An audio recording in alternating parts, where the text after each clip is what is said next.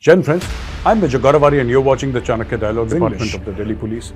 But when you see those guys of Delhi Police in safari suits, or dark blue safari suits, then you know that something is serious. They don't care about the poor nations, they care only about selfish people. Selfish people. The Chinese government I'm talking about, not the Chinese people, the Chinese government. Selfish. Gen friends, I'm Major Gaurav Arya and you're watching the Chanakya Dialogues English. Like this video, subscribe to our channel and don't forget to press the bell icon. On my way back from Delhi today afternoon, I was in Delhi and I'm recording this video early evening. So I'd gone for a lunch meeting there and I can tell you that the government has done a commendable job in terms of facelift and suddenly overnight, statues and fountains and paintings and underpasses and all, they have changed the face of the city. It's looking so much prettier. And I hope this continues even after G20 is over. There is one more thing, a lot of security. A lot of security and yes, a lot of traffic snarls, but that's a very small price to pay for hosting the G20. I would again like to reiterate, which I've been requesting my Indian friends, whether you live in India or you live abroad, because G20 is also your responsibility, it's my responsibility, and not just Modi ji's responsibility or the government's responsibility. G20 is an event that is being hosted by 140 crore or 1.4 billion Indians, which is why it is so special. And if there is a small problem, if there are some little, aches and pains here and there, a traffic jam here or additional security checking, I don't think we should complain at all. I think we should take it as a special privilege that G20 is being hosted by India. And it's really, really, diplomatically speaking, a big deal, a very big deal. And this will go down, in the chapters of history as one of the great things that have happened in modern India. So all I can say is that best of luck, especially to the Ministry of External Affairs, of course, Prime Minister Modi. He's the host, but it is being done by security agencies. Today, I saw so many CRPF jawans and officers, and I saw Delhi police all over. I saw Delhi police guys all over, and especially in Delhi police, when you see the white uniform guys, here is a traffic policeman.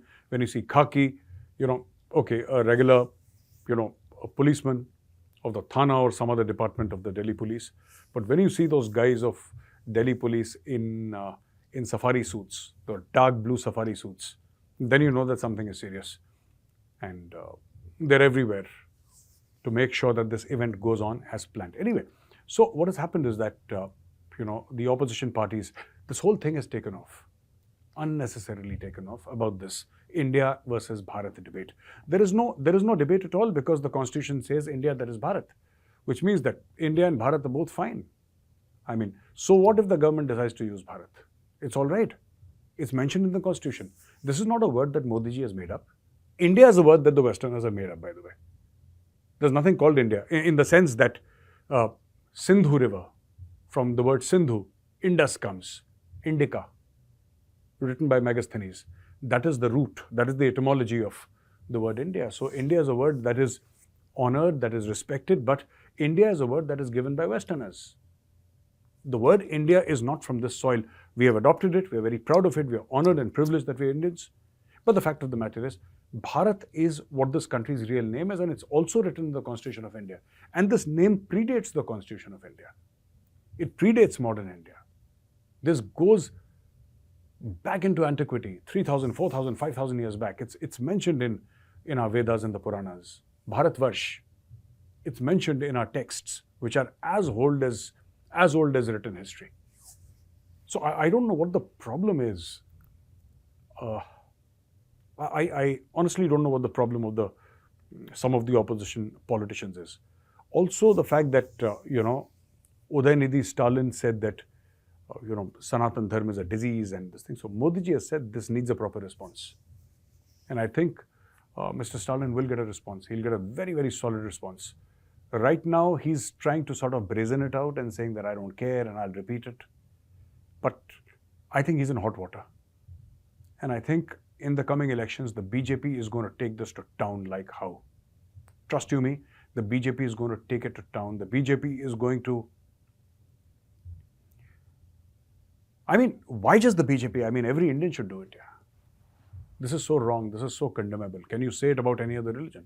You will not. You will not say it.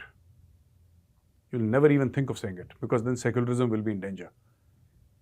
But, this gentleman, Udaynidhi Stalin, finds it absolutely fine to insult 85% of India's population. It's okay. It's okay, no problem. I'm safe. I can do that. So that is the attitude, that nobody can do anything to me. My father is the chief minister or something like that. So, ladies and gentlemen, that is where it stands. Highly, highly condemnable, and something that Prime Minister Modi has promised a response to, and I'm sure a response is coming. Now, I'll discuss other news with you. And the other news here is that, the US has urged China, don't play the spoiler. Now, let me tell you what China's problem is, okay? Of course, Xi Jinping did not come to India because he thought he'd be cornered by Prime Minister Modi, cornered by the Western nations. Joe Biden is here, and everybody's here to sort of, make mincemeat out of China, because China's been going all wrong. China's been going all wrong. And there are people here who want to desperately correct China. And Xi Jinping escaped, he just said that, I'll not turn up. So he ran away. But the fact of the matter is that he should not have. Not that it makes any difference. G20 will be a resounding success, let me assure you. But the fact of the matter is, he should not have. It does not behove the head of state, especially of a country like China, the president of China, no less, running away. And he has no other engagements. He just absconded. As the Americans say, he just went AWOL, the US Army, absent without official leave. He went AWOL. That's what Xi Jinping did. And, America says, don't play the role of a spoiler, which is don't play a spoil sport. And in this, the National Security Advisor of the US said that G20 chair India, the US and other members will also encourage China to set aside geopolitical questions and play a constructive role. So there is so much more to be done here. They're talking about the climate crisis, they're talking about the energy crisis, they're talking about debt problems which smaller countries have.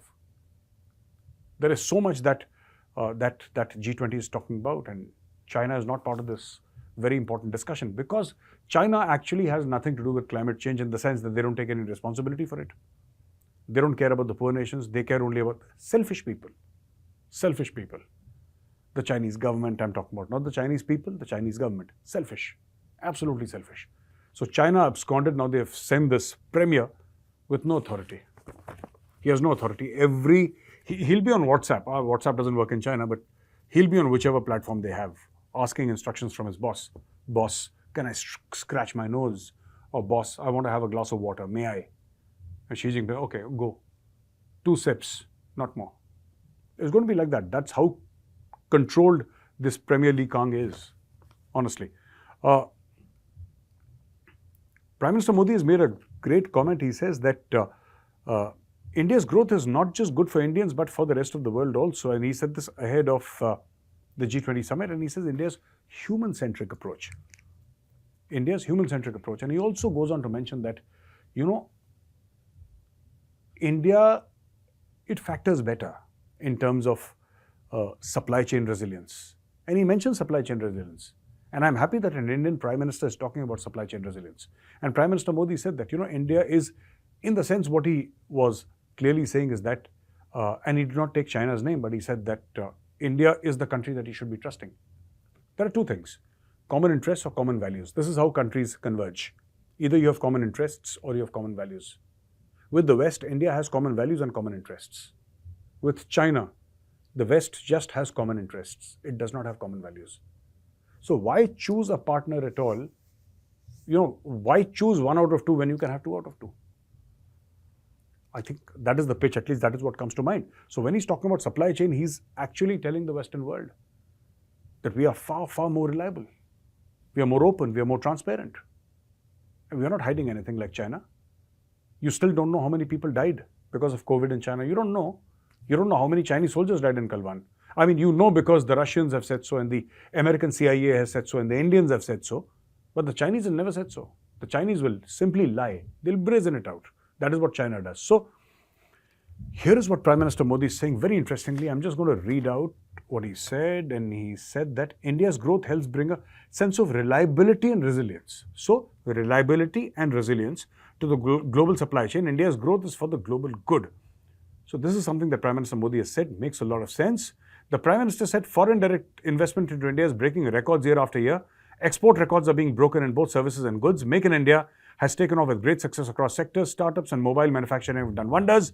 Infrastructure creation is happening at a pace never seen before. And all these adding up huge number of job opportunities for our youth. This is big.